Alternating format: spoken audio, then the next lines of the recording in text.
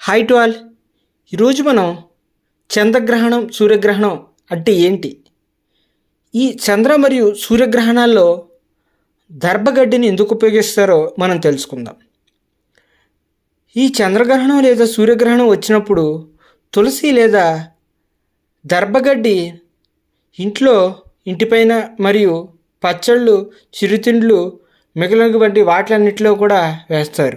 ఇది ఎందుకు వేస్తారు అని అంటే, ఈ గ్రహణం అనేది ఏర్పడినప్పుడు వాతావరణంలో కాలుష్యం ఏర్పడుతుంది.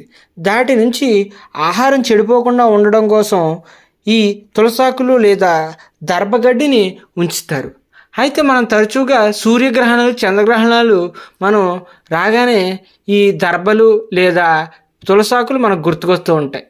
అయితే చాలామంది కూడా ఇంట్లోకి తెచ్చిపెట్టుకునే పదార్థాల మీద లేదా తాగే నీటి మీద ఈ దర్భలను వేస్తూ ఉంటారు.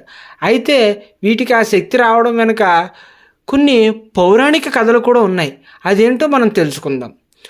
త్రేతాయుగంలో ఇంద్రుడు ఒక అసురునితో యుద్ధం చేసి అతన్ని ఓడించాడు.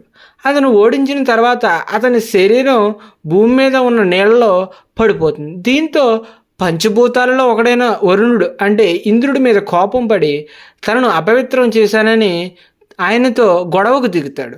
సమస్త ప్రాణికోటి శుభ్రం కావాలంటే నీళ్ళలోనే స్నానం చేసి శుచిగా మారతారు.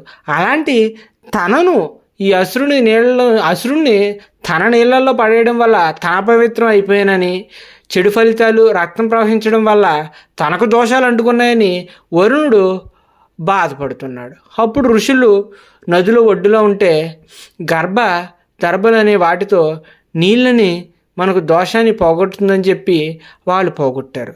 అప్పటి నుంచి ఈ దర్భను ఎంతో పవిత్రంగా మన వాళ్ళు భావిస్తారు. అయితే ఎలాంటి దోషాలు ఉన్నా కూడా దర్భలు వాటిని దూరం చేస్తాయని అటువంటి ఋషులందరూ కూడా ముళ్ళు ఆశీర్వదించారు.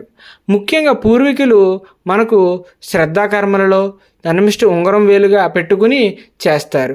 ధనుర్మాసం మీద మనం కూర్చుని దేవుణ్ణి ధరిస్తే ఏకాగ్రతగా ఉంటుందని, ఈ దర్భల మీద కూర్చుని పూజిస్తే ఏకాగ్రత మరింత పెరుగుతుందని దర్భచాపల పైన చాలామంది కూర్చుంటారు. అయితే ఈ విధంగా ఇలా కొన్ని మనం చూసుకున్నట్లయితే మనకు కుదురు అనేది ఒక నాగుల సంతానం ఉండేది. తన కుమారుడు తక్షకుడు మనస్సులో గుర్రం తోక వద్ద ఉండాలని ఎప్పుడూ చెబుతూ ఉండేవాడు. తక్షకుడు పాములు నల్లగా ఉండి గుర్రం తోక భాగంలో వెళ్ళి కూర్చుంటాడు. అయితే ఈ కృదవ యువత దగ్గరికి వెళ్ళి చూస్తాడు. దీంతో యువత ఓడిపోతుంది. తన దగ్గర దాసిగా ఉండాలని క్రొదవ పట్టి పీడిస్తాడు. అయితే ఈ క్రొదవకు గరుకుమంతుడు పుడతాడు. తన తల్లికి దాసి ఏ విధంగా పోతుందని కోరగా, అయితే స్వర్గలోకం నుంచి అమృతం తీసుకుని వస్తే ఈ క్రొదవ మనకు దాసరికం నుంచి అంటే దాసిగా ఉండడం నుంచి విముక్తి కలుగుతుందని చెప్తారు. అప్పుడు ఈ క్రమంలో గరుకుమంతుడు ఏం చేస్తాడంటే వెంటనే వాయువేగంతో స్వర్గంలోకంలోకి వెళ్ళి అక్కడ ఇంద్రుని ఓడించి అమృతాన్ని భూమి మీదకి తీసుకొస్తాడు. అప్పుడు గరుకుమంతుడు భూమి మీదకి తెచ్చేటప్పుడు కొన్ని అమృత చుక్కలు అనేవి ఈ భూమి మీద పడతాయి. అప్పుడు పుట్టిందే ఈ దర్భగడ్డి. దీంతో అప్పటి నుంచి దర్భలను పవిత్రంగా మరియు పవిత్రత కలిగిందిగా, అందుకే కాబట్టి మనం దర్భలను అమృతంతో సమానంగా మన పూర్వీకులు మనకు చెప్పారు. అందుకే ఏ పదార్థంలో అయినా చెడు ప్రభావం పోగొట్టి అమృతంగా మార్చే శక్తి ఈ దర్భకు ఉంటుంది. కాబట్టి అప్పటి నుంచి గ్రహ సమయాల్లో, హోమాలలో పూర్వీకులు ఏ కార్యక్రమం చేపట్టినా కూడా ఈ దర్భలు అనేవి ఉపయోగిస్తూ ఉంటారు.